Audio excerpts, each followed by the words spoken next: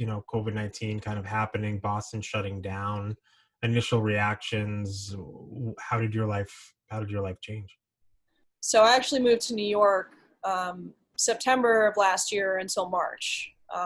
Actually, like the first death in New York City from COVID was at the hospital that's like a 2-minute walk from my apartment there. So I was like, immediately freaked out. Sorry. So I was still commuting back to Boston like once a month to do a couple gigs and to see people. And I went back the week that COVID hit. I was back finishing up a record at Q. Is that the Zahara Lux album? Yeah, Zahara Lux record. A beautiful sounding album. Thank you. Yeah, it was, we did it mostly on overnights in Q, like when because we could get a discounted rate, and we would I just like go those in. discounted rates. Yeah, and we just like go in late at night, just two ladies getting really sad, alone with candles and getting that kind of vibe. I mean, it really comes through on the album. You definitely captured a vibe. Definitely, yeah. So we were like finishing it, and then it was like I got the emails that things were getting shut down. So it was a bit of a shock. So I moved out of New York City, and I've just been living in Whitesboro, New York. This has been a really big year for me.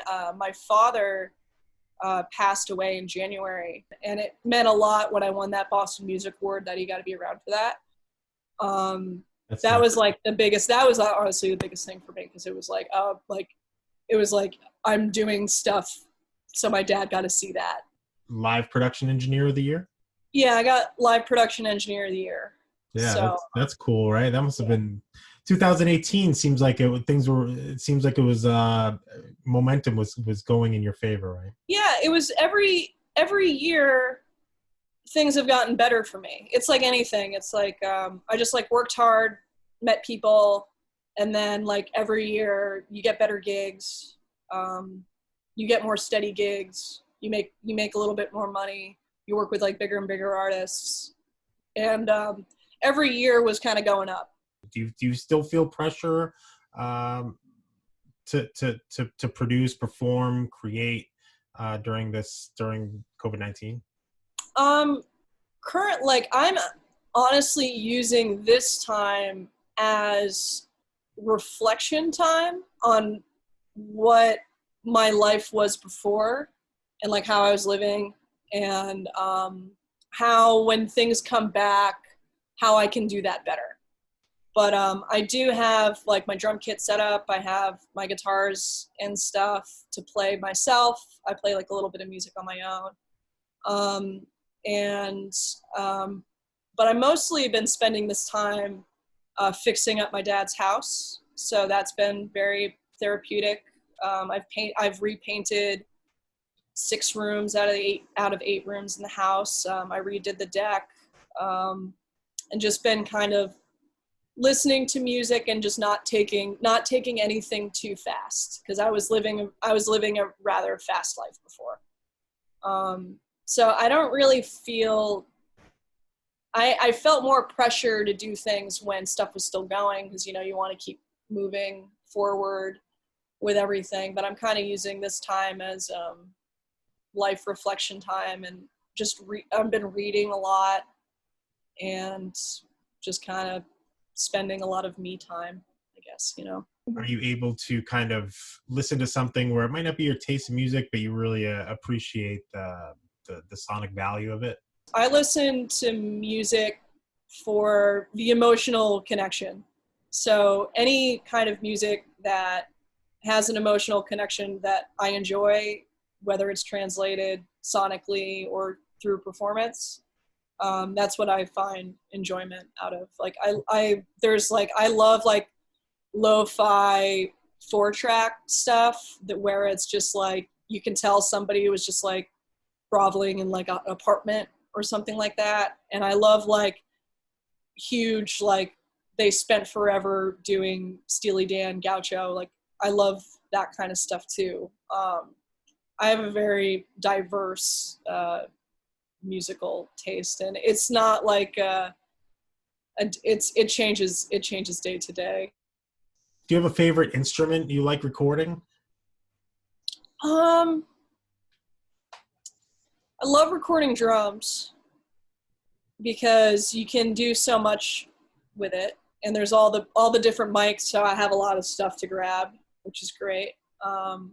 Like tuning, getting like really lively sounding drums, really dead sounding drums. It takes a lot of effort, so I think I like that aspect of it. I find that fun. You enjoy live over studio? I mean, what's the difference like when you're starting out learning? There is it two like clearly different paths that you take between recording live and in the studio, or how's that work?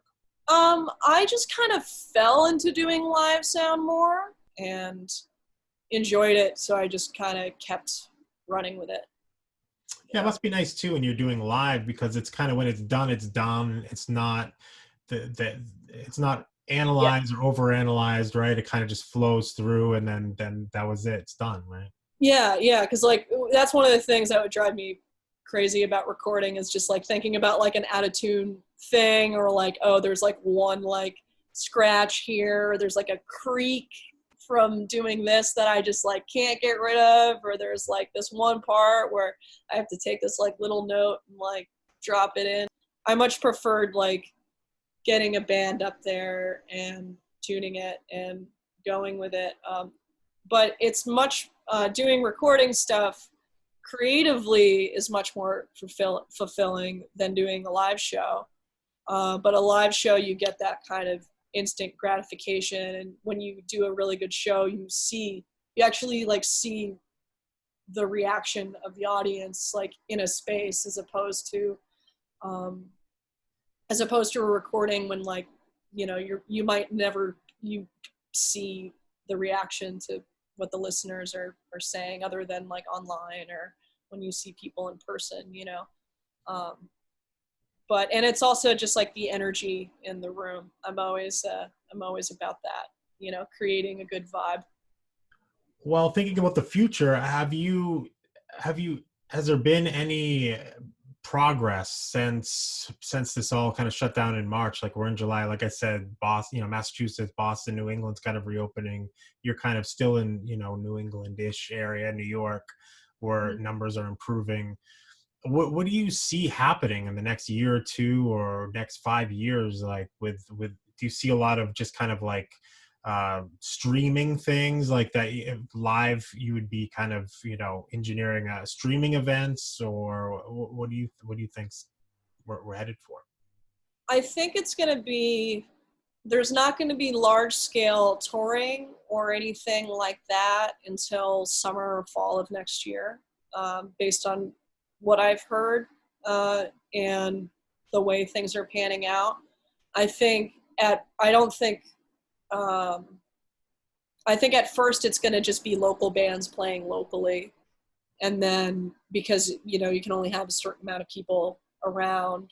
Um, and then I don't think it's going to be till summer or fall of next year until there's going to be any large scale touring or small scale touring, because it's such a health risk having people, obviously, people, as many people as possible in a small space inside, and two, like people traveling from what might be a hotbed to like another town to another town, and like, a week might go by and they've already gone to a bunch of different places. So contact tracing is difficult with that.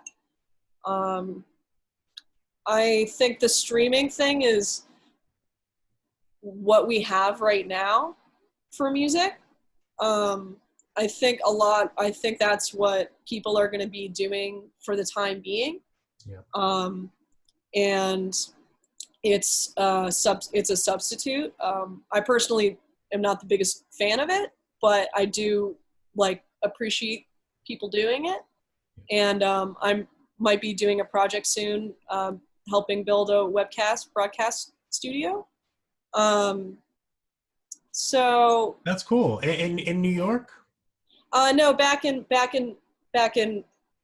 Massachusetts, Oh, cool. with one of my professors from college. I need to get back to him, but I've just been I haven't done audio in like 4 months, so just even getting to it has been you know uh, getting back into that headspace is difficult when my brain's been in other places, you know.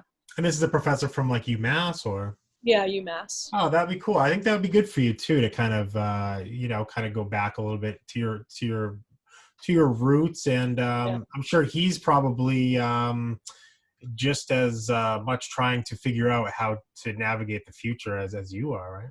Yeah. Yeah, no, I'm excited to get back into the community of it. I mean, like I said, Boston is such a tight community, especially Yeah. in music. And I see as a lot of my bandmates, like Chip and McCool and Dave, who rely so heavily on the social aspect of it, like having a Yeah. beer, playing music. Yeah. They're And just suffering. yeah, and it's yeah, for me it was like that too. It's just like being around the people all the time. Like the Boston community really was like a community where like most people knew each other, you know. And Yeah. so it's been definitely like I moved to New York because I was kind of looking to start a new thing there and to keep moving forward in my career and tour and networking and stuff. But I still would like go back once a month to just see people, you know, because I loved everybody there. So it's definitely a big adjustment for a lot of people. Yeah, for me, I'm an only child, so I can just, I can just entertain myself all day, all the time. So, but I mean, I love the social aspect. Don't get me wrong. I love playing in a band, and I really look forward to working with you again. And really, thanks for taking the time to just talk with me for a little bit, and I really appreciate it. And I'm really I'm more used to being the listener, you know. I'm a professional listener, so speaking is not my main forte. It's no, I feel like it's nobody. So I feel like this is a good. I mean, it gets me out of my comfort zone too, and kind of, because everybody that is in the band and you too are just like great people, who have done a lot, have a lot of accomplishments under their belt. So it's good to talk about yourself once in a while. So thank you for sharing everything you shared, and I look forward to recording soon. And good luck with your professor and moving. Good luck with this stage you're into. I know it's tough. I mean, I've suffered. My father passed as well. I mean, it's been a while now, but I know what that's like. That first initial months after that, it's hard to kind of reconcile all of it. But Yeah, it's been certainly it was like I knew like it was coming, you yeah, know, yeah, and but he ended up like passing like suddenly from like a heart attack. So it was just like you kind of already were in that headspace, and then he passed, and now it's just kind of adjusting. It was like adjusting to not having him there, but then it yeah. was also adjusting to not having my career either. I think it was So Stephen Wright. He said everybody dies instantly. Like you're alive, and then you're dead. Like so. No matter how long somebody might be sick for, it's a matter of fact. You're either alive or you're dead, and yeah, it's sad no matter what. I mean, yeah, you know, we're from birth we're given a life sentence. right.